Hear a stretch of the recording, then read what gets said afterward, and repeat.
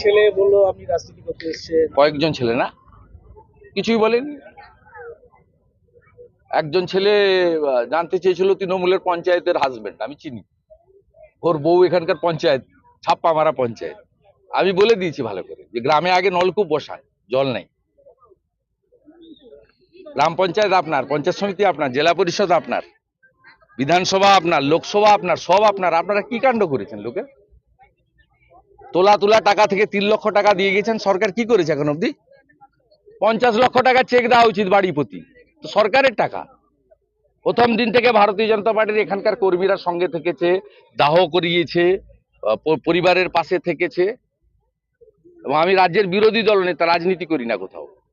আমরা আমাদের দলের পক্ষ থেকে আজকে প্রত্যেকটা পরিবারকে 1 লক্ষ করে টাকা এবং কিছু, সামনে পুজো আছে, কিছু গার্মেন্টস বা কিছু রিলিফ মেটেরিয়াল দিয়ে গেলাম। গ্ল্যাডলি অ্যাকসেপ্ট করে